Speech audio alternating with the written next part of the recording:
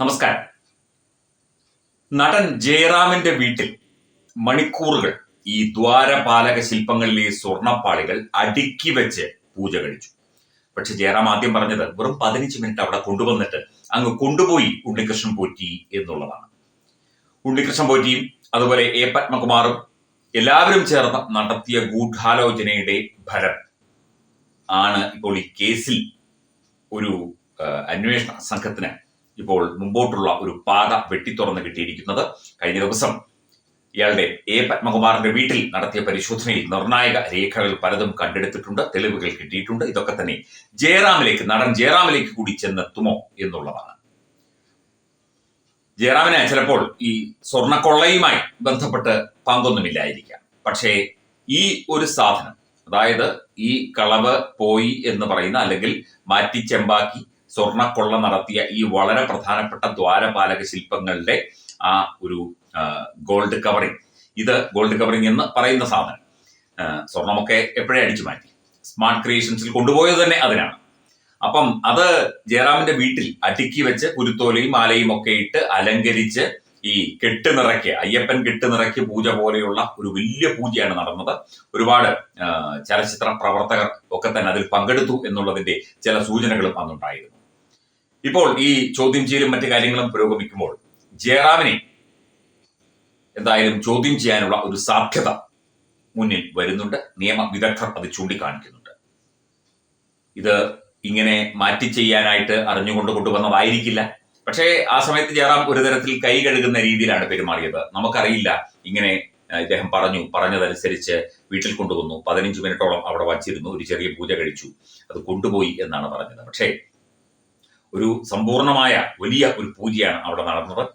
അതിലൊക്കെ തന്നെ നിരവധി പേർ പങ്കെടുത്ത പൂജ കൂടിയാണ് ഇത്. മാല ഇട്ട് അലങ്കരിച്ച് ഈ ദ്വാരപാലക ശില്പങ്ങളുടെ പാളികൾ അവിടെ കൊണ്ടുവച്ച് അടുക്കി വെച്ച് വലിയ പൂജകൾ നടത്തി.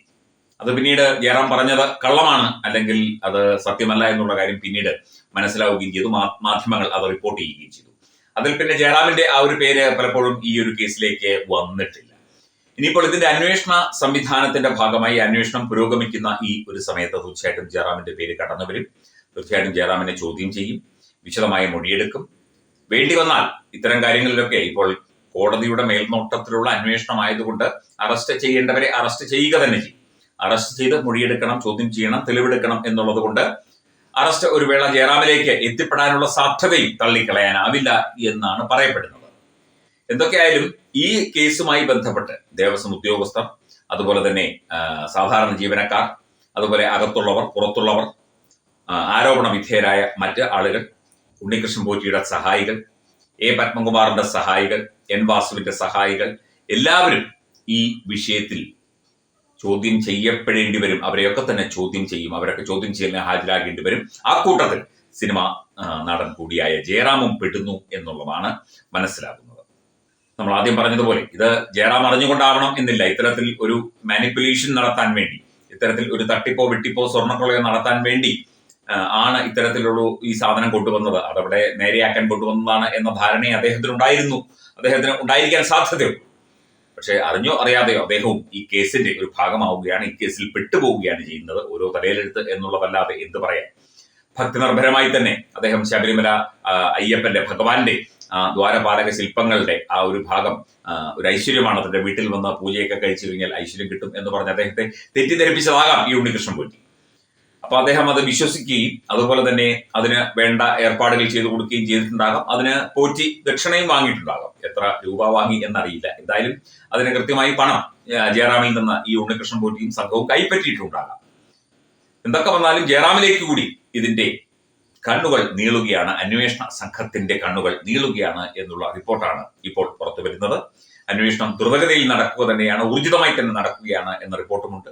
അപ്പം എത്രയും പെട്ടെന്ന് ഇത് ചെന്നൈയിലേക്ക് കൂടി SIT സംഘം എത്തിപ്പെടാനുള്ള സാധ്യത കൂടിയുണ്ട് എന്നുള്ള കാര്യമാണ് മനസ്സിലാകുന്നത്. അത് ആ രീതിയിൽ തന്നെ അന്വേഷണം മുമ്പോട്ട് പോവുകയാണ്. ജയറാമിനെ ചോദ്യം ചെയ്യേണ്ടി വരും. ചിലപ്പോൾ അറസ്റ്റ് ചെയ്ത് കസ്റ്റഡിയിലെടുത്ത് ചോദ്യം ചെയ്യേണ്ടി വരും എന്നുള്ള കാര്യവും ഇപ്പോൾ പുറത്തു വരുന്നു.